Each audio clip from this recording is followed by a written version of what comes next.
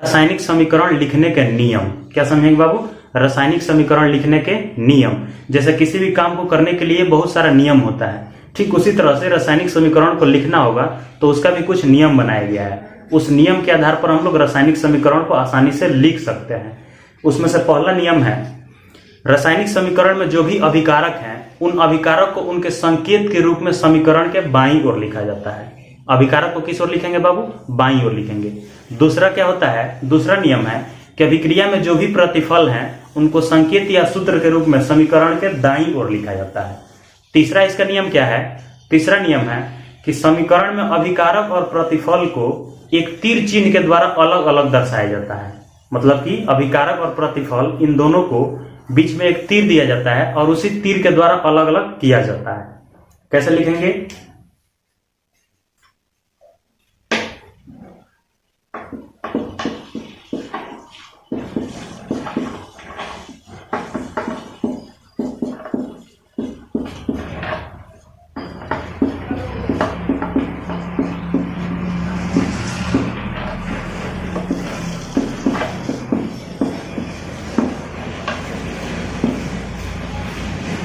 अगला टॉपिक क्या है बाबू? रासायनिक समीकरण लिखने के नियम। मतलब कि रासायनिक समीकरण हम लोग पढ़ चुके हैं, अब क्या पढ़ेंगे? रासायनिक समीकरण लिखने के नियम। माने रासायनिक समीकरण को हम लोग कैसे लिख सकते हैं। तो जिस तरह किसी भी काम को करने का कुछ नियम होता है, जैसे अगर सड़क पर चलना है तो सड़क पर बाएं से चलना है, अगर किसी को ओवरटेक करना है मतलब उससे आगे निकलना है तो दाएं जाके फिर से बाएं होना है। उसी तरह से रासायनिक समीकरण को भी लिखने का कुछ नियम बनाया गया है। उस नियम को अगर जान लेंगे तो रासायनिक समीकरण चुटकियों में लिख सकते हैं, बहुत आसानी से लिख सकते हैं। इसका पहला नियम क्या होता है कि रासायनिक समीकरण में जो भी अभिकारक होते हैं उनको समीकरण के बाईं ओर लिखा जाता है और जो भी प्रतिफल होते हैं उनको समीकरण के दाईं ओर लिखा जाता है। जैसे पहला लिखना होगा तो कैसे लिखेंगे?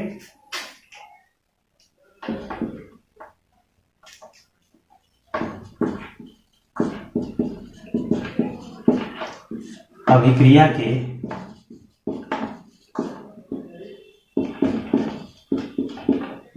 अभिकारकों को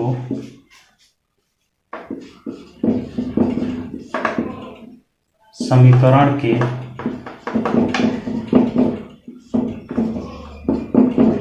बाईं ओर लिखी जाती है। पहला नियम क्या है बाबू कि अभिक्रिया के मतलब कि जिस अभिक्रिया का समीकरण लिखना हो उस अभिक्रिया के अभिकारकों को समीकरण के बाईं ओर लिखी जाती है। किसको? अभिकारक को। माने अभिक्रिया में जो भी अभिकारक है उसको किस ओर लिखेंगे? बाईं ओर लिखेंगे। जैसे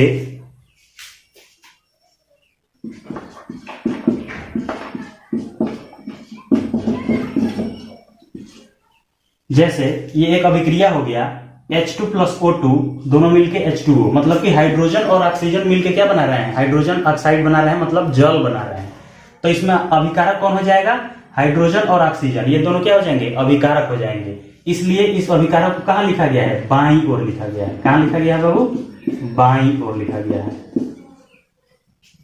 तो अभिक्रिया में जो भी अभिकारक होंगे उसको किस ओर लिखा जाएगा? समीकरण के बाईं ओर लिखा जाएगा। दूसरा नियम क्या होता है?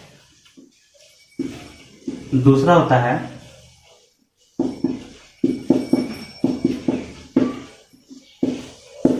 अभिक्रिया के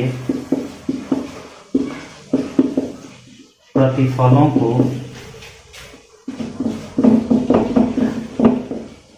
समीकरण के दाईं ओर लिखी जाती है। दूसरा नियम क्या है बाबू? दूसरा नियम है अभिक्रिया के प्रतिफलों को समीकरण के दाईं ओर लिखी जाती है। मतलब कि अभिकारक को हम लोग बाईं ओर लिखते हैं, आप प्रतिफल को कहां लिखेंगे? दाईं ओर लिखेंगे। एग्जाम्पल देखते हैं, जैसे क्या हो सकता है? सोडियम और क्लोरीन।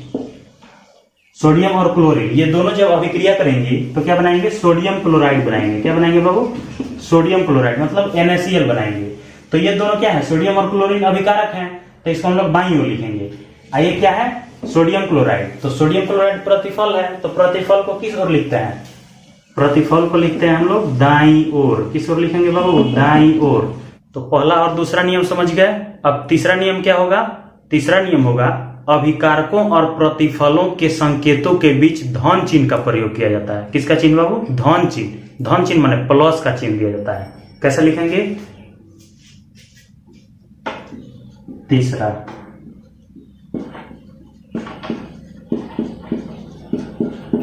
अभिकारकों और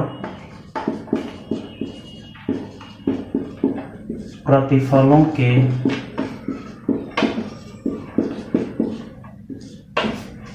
संकेतों के बीच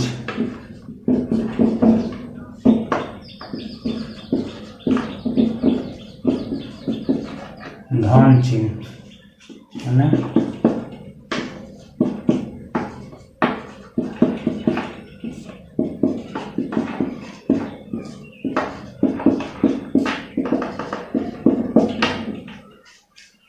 तो अगला नियम क्या है बाबू? अगला नियम है अभिकारकों और प्रतिफलों के संकेतों के बीच धन चिन्ह माने प्लस चिन्ह का प्रयोग किया जाता है। इसका अर्थ ये हुआ कि किसी भी रासायनिक अभिक्रिया में अभिकारक और प्रतिफल, तो अभिकारक 2 या 2 से अधिक हो सकते हैं, प्रतिफल भी 2 या 2 से अधिक बन सकते हैं। तो अभिकारकों और प्रतिफलों के बीच किसका चिन्ह दिया जाएगा? धन चिन्ह का प्रयोग किया जाएगा। कैसे किया जाएगा? एग्जाम्पल देखते हैं। C+O2 क्या बनेगा? CO2। तो कार्बन और ऑक्सीजन ये दो तत्व हो गए। ये दोनों तत्व आपस में मिलकर क्या बना रहे हैं? कार्बन डाइऑक्साइड बना रहे हैं। तो कार्बन और ऑक्सीजन इन दोनों तत्वों के बीच किसका प्रयोग किया गया है? धन चिन्ह का प्रयोग किया गया है। किसका चिन्ह बाबू? धन चिन्ह का प्रयोग किया गया है। धन चिन्ह माने प्लस का चिन्ह दिया गया है। अब यहाँ पे प्रतिफल एक ही बन रहा है, कार्बन डाइऑक्साइड बन रहा है, तो इसलिए इसके बीच में धन चिन्ह का प्रयोग तब करेंगे जब 2 या 2 से अधिक प्रतिफल बने। 2 या 2 से अधिक प्रतिफल जब बनेंगे तो उनके बीच कैसे, जैसे यहाँ पे धन चिन्ह का प्रयोग किया जाता है तो वहां भी किसका प्रयोग किया जाएगा? धन चिन्ह का प्रयोग किया जाएगा। अब दूसरा एग्जाम्पल देखते हैं जिसमें प्रतिफल में भी धन चिन्ह का प्रयोग किया गया हो। जैसे एग्जाम्पल लिख सकते हैं Fe+ H2SO4 arrow FeSO4 + H2। अब इस एग्जाम्पल में आप लोग देख सकते हैं कि ये लोहा, Fe मतलब लोहा या आयरन, H2SO4 माने सल्फ्यूरिक अम्ल। तो लोहा की अभिक्रिया जब सल्फ्यूरिक अम्ल से कराएंगे तो फेरिक सल्फेट क्या बनेगा? Ferrous sulphate. और क्या बनेगा? हाइड्रोजन गैस बनेगा। तो तीर के पहले जितने भी पदार्थ होते हैं, जितने भी तत्व या यौगिक होते हैं, उन सबको हम लोग अभिकारक कहते हैं। और नियम क्या कहता है कि अभिकारकों और प्रतिफलों के संकेतों के बीच क्या किया जाता है? धन चिन्ह का प्रयोग किया जाता है। तो ये दोनों क्या हो गए? अभिकारक हो गए। तो यहाँ देख सकते हैं प्लस चिन्ह का चिन्ह दिया गया, मतलब धन चिन्ह दिया गया है। और दूसरा नियम इसी में है कि प्रतिफलों के बीच, अभिकारक और प्रतिफल, उन दोनों के बीच धन का प्रयोग किया जाएगा। तो जैसे फेरस सल्फेट और हाइड्रोजन, ये दोनों क्या है? प्रतिफल है। और इन दोनों के बीच में किसका चिन्ह दिया गया है? प्लस चिन्ह दिया गया है। कौन सा चिन्ह दिया गया बाबू? धन चिन्ह का प्रयोग किया गया है। अगला नियम है अभिकारकों और प्रतिफलों को एक तीर चिन्ह के द्वारा अलग अलग दर्शाया जाता है। और यह तीर चिन्ह ये बताता है कि अभिक्रिया किस दिशा की ओर हो रही है।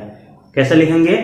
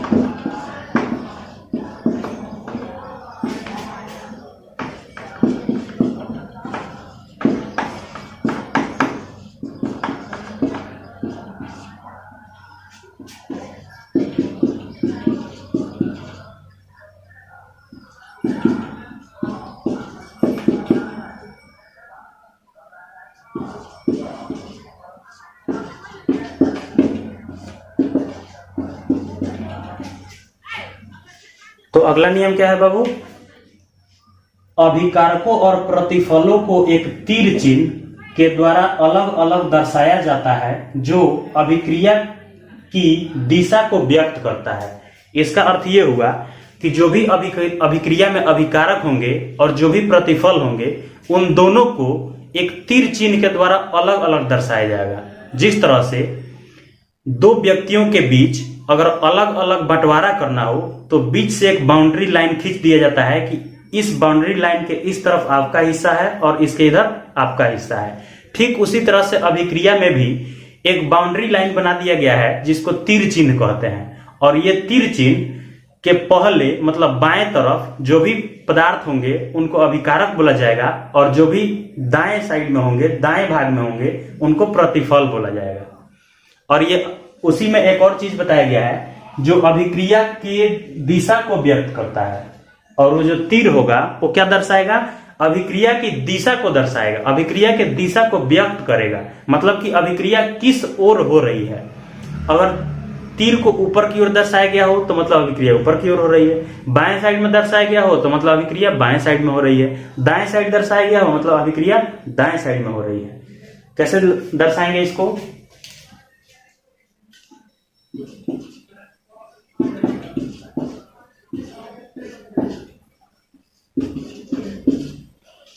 ये एक अभिक्रिया हो गया हाइड्रोजन और ऑक्सीजन। हाइड्रोजन और ऑक्सीजन आपस में अभिक्रिया करके हाइड्रोजन ऑक्साइड मतलब जल बना रहे हैं। तो हाइड्रोजन और ऑक्सीजन ये दोनों क्या हो जाएंगे? अभिकारक हो जाएंगे। ये दोनों क्या होंगे? अभिकारक होंगे। और H2O मतलब कि ये क्या हो जाएंगे? जल हो जाएंगे। तो जल क्या होगा? प्रतिफल हो जाएगा। तो अभिकारक और प्रतिफल ये हो गया क्या? अभिकारक। और H2O क्या हो गया? प्रतिफल। और आप लोग देख सकते हैं कि अभिकारक और प्रतिफल इन दोनों के बीच में एक तीर चिन्ह बनाया गया है। क्या बनाया गया है बाबू?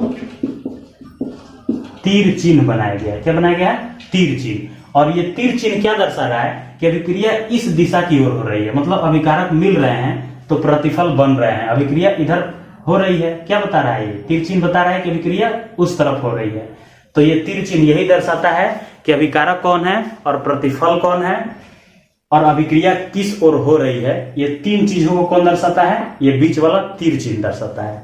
और समझने का एक बहुत ही महत्वपूर्ण तरीका यह है कि तीर के पहले जो भी पदार्थ होंगे उसको क्या कहा जाएगा? अभिकारक कहा जाएगा। अब तीर के पहले 2 पदार्थ हो या 5 पदार्थ हो या 10 पदार्थ हो, कितने भी पदार्थ हो सकते हैं। और तीर के बाद जो भी पदार्थ बन रहे हो तो जितने भी पदार्थ बनेंगे उन सबको क्या कहा जाएगा? प्रतिफल कहा जाएगा। तो ये 4 नियम है किसके बाबू? ये 4 नियम है रासायनिक समीकरण को लिखने का।